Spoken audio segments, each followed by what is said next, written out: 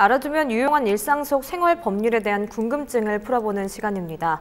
다세대 공동주택이 증가하면서 이웃 간의 갈등도 늘어나고 있는데요. 현행법상 처벌 근거가 없기 때문에 입주민 간 갈등만 키우고 있다고 합니다. 이번 시간에는 최근 빈번히 발생하고 있는 공동주택 안의 갈등들, 또 무엇이 문제이고 해결 방법은 없는 건지 이야기 나눠보도록 하겠습니다. 오늘도 안현희 변호사님 나와 계십니다. 안녕하십니까? 안녕하세요. 네. 오늘 주제가 공동주택 안에서 갈등하는 문제점들인데, 사실 공동주택 안에서 이웃 간의 갈등하면 층간소음이 항상 이슈였었잖아요. 근데 최근에는 층간소음을 뛰어넘는 민원들이 좀 있다면서요? 네. 수년 전만 해도 이웃 간 다툼의 첫 번째 이유는 층간소음이었습니다. 네. 그런데 지금은 반려동물로 인한 그 소음으로 인해서 그 문제점이 전환됐다고 할 정도로 반려동물로 인한 주민들 갈등이 심화되고 있는데요. 네. 반려동물을 기르는 인구 수를 보면 2012년에 9천억 원 정도 규모였던 것이 2015년에 1조 8천억 원에 이어서 2020년에는 5조 8천억 원까지 증가할 것으로 예상이 되고 있습니다. 네. 서울시를 기준으로 보면 전체 민원을 조사한 결과 약 8% 정도가 그 반려동물 소음 관련 민원이었다고 하고요. 반려동물로 인한 민원 중에서도 소음이 원인인 경우가 전체 절반 정도를 차지하고 있습니다. 도내 반려동물로 인한 이웃 간 분쟁들도 줄을 잇고 있는데요. 네. 춘천의 한 초등학교 인근 주택가에서 한 주민이 10마리 정도의 개를 사육을 하면서 인근 주민들과 그 갈등을 빚은 일이 있었습니다. 네. 주변 주민들 같은 경우에 이제 소음이라든지 악취, 또 털이 날리는 그런 문제로 인해서 그 개 소유주와 다툼이 끊이지 않게 되었는데요. 이 일로 인해서 춘천시가 중재에 나서서 가축 사육 제한 조례를 이번엔 적용을 했었습니다. 그래서 네. 한 마리를 제외하고 모두 다른 동물들은 유기동물 보호소로 보낸 일이 있었고요. 그리고 우두동에 있는 모 아파트 입주민들도 수시로 지저대는 개 소음으로 인해서 수차례 해당 가정에 항의를 했지만 해결되지 않았고 이를 또 강제할 규정 같은 것도 없어서 개인적으로 민사소송을 제기하려는 움직임도 있는 것 같습니다. 방금 말씀해주신 가축 사유 조례안? 그 네네. 부분은 어떤 부분인가요? 이 부분은 사실은 그 반려동물에 적용하기는 조금 애매한 부분인데요. 네. 그러니까 가축 사육 제한 조례라는 것이 있어서 그리고 이런 시내에서 가축을 키울 경우에는 네네. 몇 마리 이상을 키울 수 없다라는 그런 규정들이 있습니다. 그래서 그러한 규정을 적용을 해서 한 마리를 제외하고 이제 유기동물 보호소로 보낸 일인데, 사실 한두 마리를 키우는 일반적인 반려동물을 키우는 상황에 대해서 네. 적용하기는 조금 무리가 있는 특별한 사안이었습니다. 변호사님은 혹시 반려동물 키우시나요? 저는 이제 과거에는 키웠었고 지금은 키우지 않고 있는데요. 과거에 이제 키울 때도 보면 저도 아파트라든지 이런 다세대 주택 같은 데서 키운 적이 있었는데, 네. 그 강아지들 같은 경우에 사람들이 지나가는 부분이라든가 이런 부분에 있어서 자기의 구역을 침범한다라고 생각이 돼가지고 짖는 경우들이 많아서 저희들도 좀 어려움을 겪었던 적이 있습니다. 저도 뭐 키워보지도 않고 사실 피해를 겪어본 적이 없어서 정확하게는 잘 모르겠는데, 사실 요즘에 다세대 주택이나 이런 데 살다 보면 엘리베이터나 이런 게시판에 그 공고문 같은 게 좀 붙어 있잖아요. 네네. 그래서 그만큼 층간 소음이 좀 피해를 호소하는 분들이 많으니까 그런 게시물이 좀 붙어 있지 않나라는 생각을 하는데, 실제로 피해를 호소하는 분들의 고통은 어느 정도 될까요? 반려동물에 의해서 발생하는 소리를 말씀하신 대로 이제 층견 소음이라고 네. 그렇게 일컫기도 하는데요. 평소 아랫집에서 짖는 강아지 소리를 위층에서 측정을 해보면 약 65데시벨에서 70데시벨 정도가 나온다고 합니다. 네.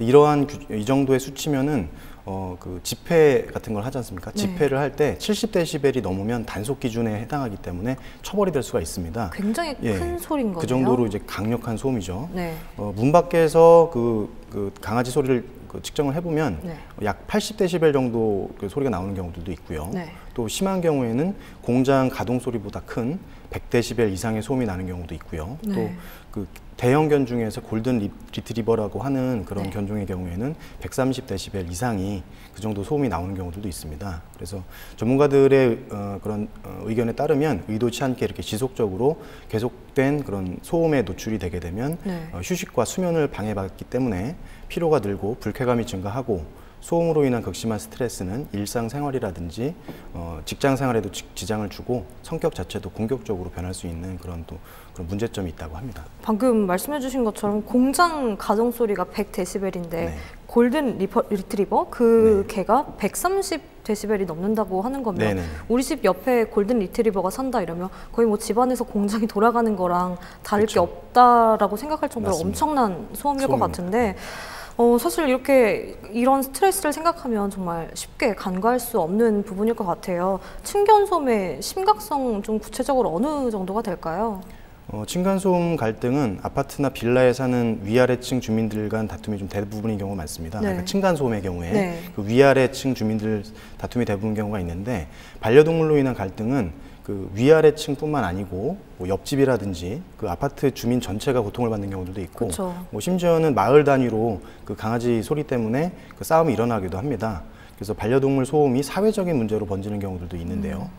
지난해 2월에 서울 강동구의 한 다세대 주택에서 그 고양이 울음소리가 시끄럽다라고 하면서 항의를 했는데 제대로 이게 해결이 안 되자 네. 그분이 그러니까 소리를 듣고 그 피해를 입었던 분이 그 집에 불을 지른 사건이 있었습니다. 그래서 경찰은 어쩔 수 없이 불을 지른 B 씨를 상대로 해서 구속영장을 이제 신청하기도 했었고요. 네. 그 소음이 날 때 당사자들도 처음에는 이제 말로 잘 풀려고 얘기를 하는데, 소음이 이렇게 계속되게 되면은 뭐 폭행이라든지 위협, 심지어 이제 방화에 이르기까지 갈등이 심하게 생기는 경우들이 많이 있습니다. 그래서 이러한 갈등을 풀 수 있는 원만한 해결책이 좀 필요한 실정입니다. 네, 이렇게 말씀을 해주셨는데 문제는 현행법상 층간소음에 대한 명확한 좀 규정이 없어서 좀 네네. 많이 피해를 호소하시는 분들이 네네. 많다면서요. 네.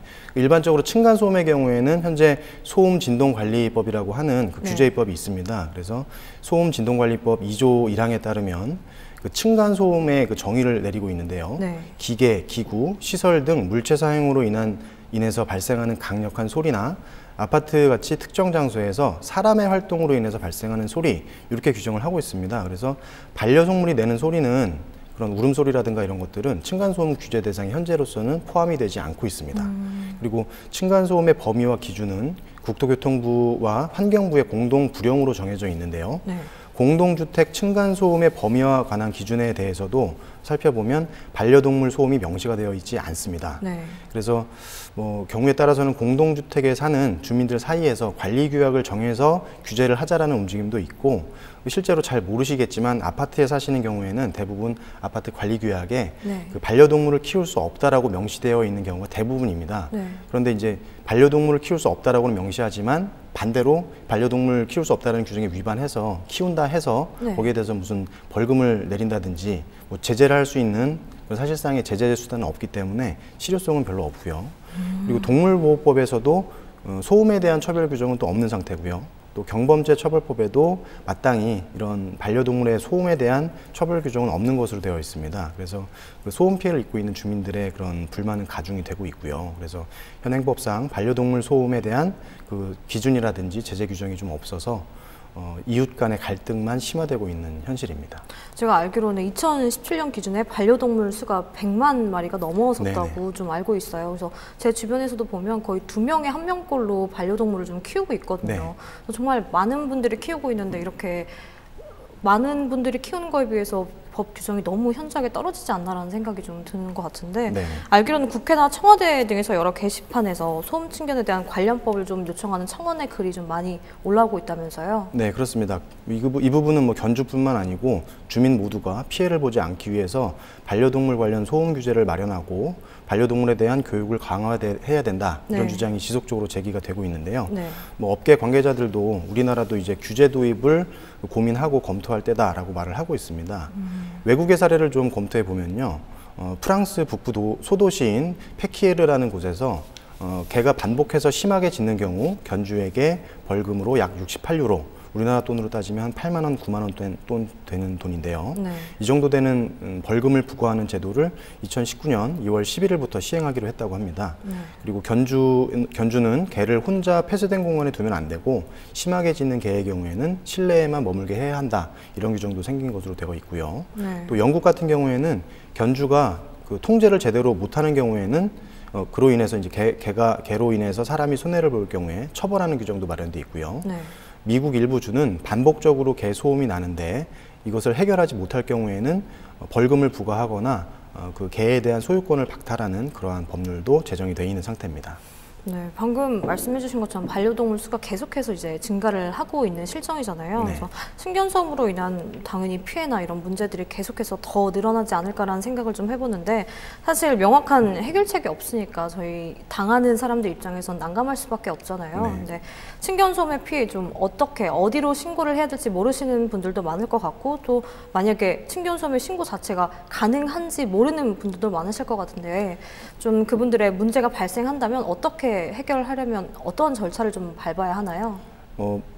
결론적으로 말씀을 드리면 사실 해결하기가 좀 곤란한 부분이 사실입니다. 네. 먼저 이런 문제가 발생을 하면 해당 견주와 먼저 이제 말로 잘 풀어서 해결하는 것이 가장 일반적인 상식이고 가장 급선무가 되겠고요. 다음으로는 이제 아파트 같은 경우에는 네. 아파트 관리 사무소 같은 곳에 얘기를 해서 안내문을 부착한다든지 그 해당 견주와 얘기를 해서, 그러니까 중재자를 두는 거죠. 관리사무소를 중재자로 두고 이야기를 하는 방법이 있고요. 네. 그래서 이런 경우에 이제 특정 다세대 주택에서 반려동물에 대한 관리비를 추가로 징수한 사안이 한 번 있었습니다. 뉴스에 나왔던 사안인데요. 네. 경기도 성남의 한 빌라에서 약 115가구 정도가 살고 있는 그 빌라였는데요. 네. 반려동물에 대한 부담금 명목으로 관리비에 대해서 관리비의 약 5%를 추가로 징수를 해서 키우고 있는 키우는 사람, 집안의 그분들만 경우에는 따로 돈을 더 추가로 내는 거예요? 별도로 이제 징수하는 그런 그 관리비 그 규약이 제정이 돼서 네. 나머지 개를 키우지 않는 분들의 경우에는 상당히 호응을 하고 찬성을 해서 이제 제정은 됐었습니다. 네. 통과는 됐었었는데, 여기 해당 견주되는 입주민들과 동물 보호 단체 이런 부분들이 이제 거센 반발로 인해서 네. 시행 3개월 만에 이제 철회된 그런 사례가 있었습니다. 그래서 사실상 어떤 개인적인 이런 방법을 통해 가지고 해결하는 것이 좀 어렵다라고 하는 부분이 있고요. 그리고 이제 다음으로 경찰이라든지 층간소음 이웃 사이센터, 이렇게 이제 층간소음에 대한 해결을 중재하는 기관이 있는데, 네. 마찬가지로 형사처벌 대상이 아니기 때문에 경찰에 신고하는 것도 큰 가능성은 없고요. 의미가 없는 네네. 게 층간소음 이웃센터 역시 이게 층간소음으로 규정하고 있지 않기 때문에 사실상 좀 어려운 부분입니다. 그래서 현실적으로는 마지막으로 생각해 볼 수 있는 것이 민사 손해배상 청구를 법원에 청구하는 것을 생각해 볼 수가 있는데요. 이 부분은 다 아시겠지만 이제 입증이 좀 어렵다는 문제가 있습니다. 네. 실제로 개가 짖는 소리를 측정을 해서 그것이 어떤 수인 한도, 참을 수 있는 한도를 넘는다라고 하는 것을 입증을 해야 되는데, 사실 개가 짖는 게 일정적으로 네. 짖는 게 아니라 항상 알 수 없는 그렇습니다. 부분이잖아요. 그래서 그것을 이제 개인적으로 하기는 어렵고, 사실은 측정 장비 자체가 수백만 원, 수천만 원을 하기 때문에 네. 그렇게는 어렵고 전문 업체에 의뢰를 하셔야 되는데, 말씀하신 대로 전문 업체가 하루에 와서 해결될 수 있는 문제가 아니고 상당한 기간 동안 네. 평균값을 재야 되기 때문에 그렇게 업체에 의뢰하는 비용 자체가 적게는 3, 40만 원, 많게는 100만 원 이상 드는 경우가 있습니다. 네. 그래서 그렇게 비용을 들여서 손해배상을 청구하기 자체가 힘들고, 청구한다 하더라도 거기에 대한 어떤 확실한 어떤 판례라든지 법제가 없기 때문에 실제로 자신의 어떤 정신적 피해를 입증해서 위자료를 받기가 쉽지는 않은 것이 사실입니다. 네, 방금 사례들을 좀 말씀해 주셨잖아요. 근데 결과를 좀 보면 유기보호소에 보낸다든지 아니면 민사소송, 구속영장을 청구했다 이런 부분이 있는데, 원만하게 좀 해결된 사례들은 좀 없나요? 원만하게 해결되는 부분들은 대부분 주민들 간에 상호 간에 잘 얘기가 되는 경우들이 있는 경우들이 있고요. 네. 실제로 법원의 사례로 청구가 돼서 네. 적절한 비용으로 조정이 된다든지 아니면 개에 대한 적절한 조치를 하는 것으로 조정이 되는 그런 사례들은 있지만 획기적으로 이렇게 다수의 사건들이 해결된 사례는 아직까지는 없는 것 같습니다. 사실 어떻게 보면 개가 짖는다는 거는 의사소통의 표현인 거잖아요. 맞습니다. 그래서 아기가 우는 것도 본인이 배고프거나 이러면 우는 건데, 네. 시끄럽다고 아기를 안 키울 수 없는 부분처럼 그렇습니다. 강아지도 똑같이 의사소통을 하는 건데 시끄럽다고 키우지 말라라고 법 규정을 하기도 참 힘든 것 같은데, 사실 피해를 당하는 사람도 너무 힘들긴 하지만 그 사랑하는 그런 애견을 키우고 있는 주인 입장에서도 참 마음이 많이 아플 것 같아요. 맞습니다. 네, 짖음이 심한 애견을 키울 경우에 견주의 입장에서는 좀 어떤 조치를 취해야 될까요? 말씀하신 대로 동물 전문가들은 개가 짖는 것은 본인의 개들의 의사 표현이라고 말을 합니다. 네. 그래서 따분한다든지 아프다든지 스트레스 상황을 어떻게 보면 짖는 것으로 나타낼 수밖에 없기 때문에, 그것은 결국에는 주인이 개의 의사 표현을 잘 들어서 그 부분을 잘 해결해 준다라고 하면 해결될 수 있는 문제인데, 네. 주인들도 사실은 그런 부분들에 대한 전문적인 지식이 없기 때문에 그런 부분들을 잘 알지 못하는 경우들이 있다고 하고요. 네. 또 애견 훈련하시는 분들의 말에 따르면 반려동물 관련 소음의 대표적인 원인이 개들이 개들이 이제 그렇게 크게 반복해서 짖는 것은 문제 행동의 발현이라고 볼 수가 있다고 합니다. 그래서 강아지 때부터 사회화 교육을 시키고 문제 행동을 하지 않도록 적절한 놀이라든지 보상 같은 교육이 이루어진다라고 하면 문제를 어느 정도는 이제 줄일 수 있다라고 그렇게 얘기를 하고 있고요. 주인의 역할이 좀 많이 중요할 것 같아요. 네, 그렇습니다. 그리고 어쨌든 뭐 가장 기본적으로는 장시간 홀로 집에 두는 것은 원칙적으로 좀 개에게도 좀 안 좋고 소음 발생이라든지 이런 부분에도 상당히 안 좋은 부분이라고 알려져 있고요. 그리고 평소 애견의 스트레스 완화를 위해서 산책이라든지 적절한 보상 같은 관리가 좀 필요한 것 같고요. 그리고 또 뭐 반려동물 소유주들이 자발적으로 혹은 지자체에 좀 도움을 얻어서 방음막 같은 방음 차단막 이런 네. 것들을 이제 설치하는 안들도 좀 나오고 있고요. 집안에 방음 차단막을 설치를 하는 건가요? 그렇죠. 이제 반려동물들이 주로 거주하는 공간에 대해서만이라도 네. 방음 차단막을 설치하는 경우에는 상당히 효과가 있다라고 하는 그런 연구 결과들도 있습니다. 네. 그리고 이제 관할 지자체에서 동물을 이제 등록을 해서 등록된 동물에 대해서 뭐 견주에 대해서 교육을 한다라든지 하는 그런 이제 관리 방안들도 나오고 있고요. 그리고 장기간 외출할 때에는 보통은 일반적인 업체에 이제 뭐 애견 호텔 이렇게 해서 맡기는 경우들이 있는데 비용이 좀 상당히 많이 나옵니다. 그렇죠. 그래서 이렇게 그 외출 시 반려동물을 맡아주는 애견 센터 같은 것을 공공기관 비슷하게 운영하는 방안들도 좀 제시가 되고 있습니다. 그래서 요새 보면은 또 이제 주택을 구할 때 반려동물을 키우시는 분들 같은 경우에는 반려동물을 키울 수 있는지를 먼저 확인하시고 그 집을 얻으시는 경우들도 있습니다. 그래서 물론 아파트라든지 이런 부분들은 어렵지만 단독주택 같은 경우에는 강아지들을 좀 놓을 수 있는 별도의 외부 공간이 좀 마련되어 있는 곳들이 있고 그렇기 때문에 그런 부분들을 찾으시고 집을 매매하거나 임대하시는 분들도 그렇게 반려동물을 위한 공간이 별도로 있으면 이걸 이제 광고로 하셔갖고 우리 집은 반려동물을 키울 수 있다 이렇게 광고하시는 그런 사례들도 늘어나고 있는 것 같습니다. 네, 훨씬 더 좀 효과적인 방법일 것 같아요. 네. 애견 인구가 점차 이렇게 증가하면서 층간소음 정말 무시할 수 없는 부분일 것 같은데 덜 하진 않을 것 같아요. 더 심해지면 심해졌지 덜 하진 않을 것 같은데 그보다 앞서서 좀 이웃을 배려하는 마음과 좀 그런 이웃의 소통이 좀 필요해 보이는데 계속해서 공동주택에서 발생하는 또 갈등으로 좀 넘어가 볼게요. 네. 공동주택에서 층간소음만큼이나 더 곤란한 문제가 또 있다면서요? 네, 바로 흡연 문제인데요. 지난해 국민건강증진법 개정 이후에 공공장소에서의 흡연은 원칙적으로 금지가 됐습니다. 네. 국민인권위원회에 따르면 국민신문고에 접수된 층간 흡연 민원 건수는 2015년도에 260건에서 2016년 265건, 지난해는 353건으로 매년 증가하는 추세에 있다고 합니다. 이 같은 이러한 그런 수치는 같은 기간에 층간소음 민원보다 1.3배 정도 많은 수치라고 하고요. 네. 또 2018년 8월에 보시면 이제 강원도 동해에서도 입주민이 베란다 창밖으로 버린 담배꽁초에 지나가던 아이 얼굴이 이제 맞아서 좀 피해를 입은 사건이 보도된 적도 있었었고요. 네. 이러한 그 부분들 때문에 아파트에 보통 엘리베이터라든지 그 계단, 화장실, 계단 같은 데 보시면 이제 화장실, 베란다 이런 데서 흡연은 원칙적으로 금지돼 있다. 네. 이런 이제 안내문들이 부착되고 있는 현실이고요. 그래서 주차장이라든지 계단 같이 공공시설에서 흡연을 이제 금지를 하고 있고 도내 일부 아파트 같은 경우에는 금연 아파트라고 이제 지정을 해서 이 아파트의 그 구역 내에서는 아예 흡연이 불가능하도록 이렇게 지정을 해서 이것을 이제 아파트의 뭐 홍보 수단으로 이용을 하기도 하는데요.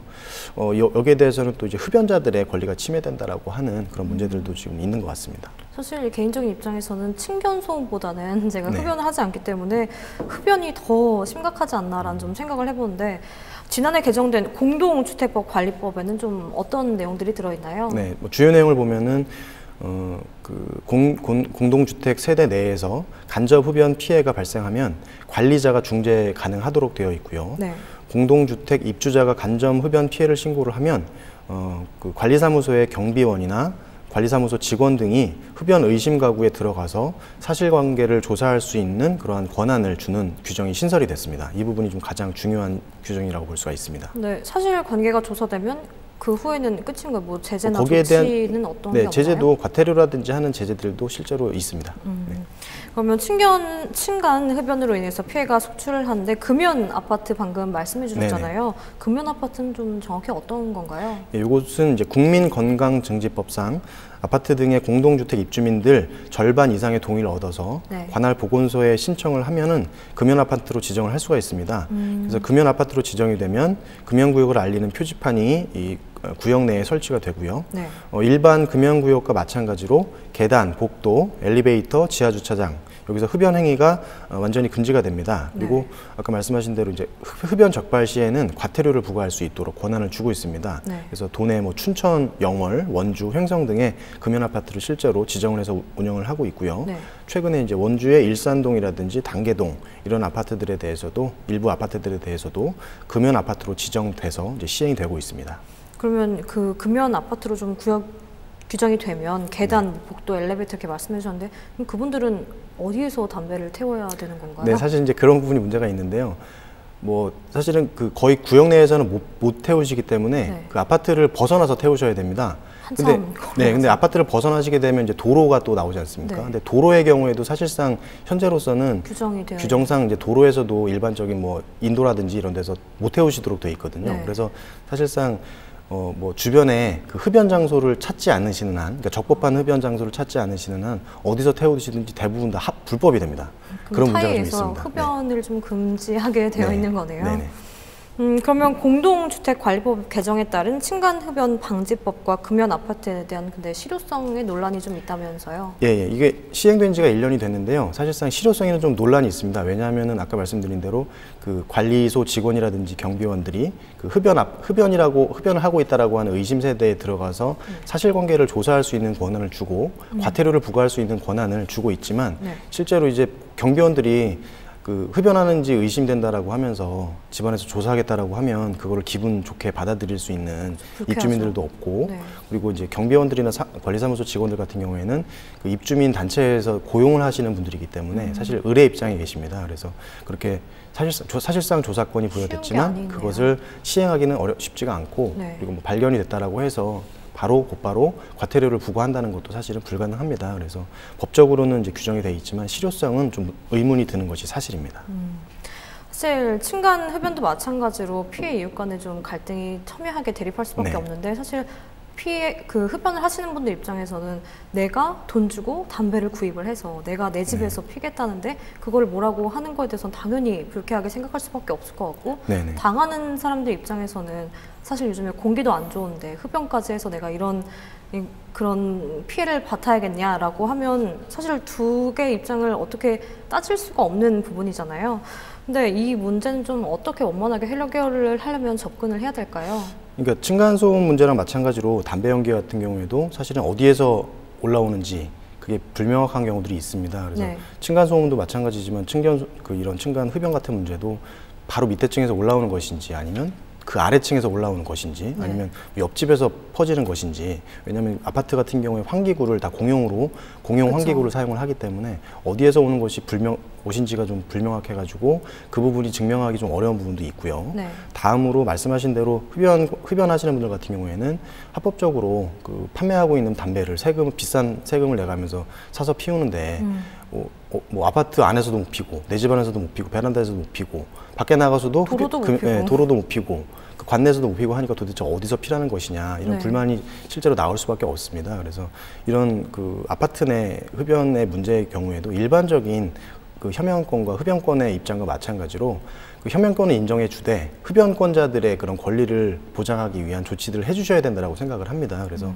뭐 지금 뭐 일반적인 공공기관이라든지 도로에도 보면 흡연자들이 그 흡연을 할 수 있는 공간을 마련해 주시지 않습니까? 네. 이와 마찬가지로 아파트 내에서도 그 흡연을 할 수 있는 공간을 별도로 마련을 해서 그 또 흡연을 할 수 있는 공간이 너무 쾌적하지 않으면 흡연자들이 또 상당히 고통을 겪기 때문에 공기 순환 시설이라든지 필터링 같은 걸 잘 될 수 있는 쾌적한 시설을 마련을 해서 그 서로 뭐 주장하시는 바가 있고 또 타당한 권리이기 때문에 그렇게 마련해서 흡연권자들의 권리도 보호를 해주시는 것이 타당하지 않을까 그렇게 생각을 합니다. 네, 오늘 여기까지 들어보도록 하겠습니다. 네, 오늘도 안현희 변호사님과 공동주택의 새로운 갈등들에 대해서 이야기 나눠봤습니다. 네, 오늘 말씀 감사합니다. 네, 고맙습니다.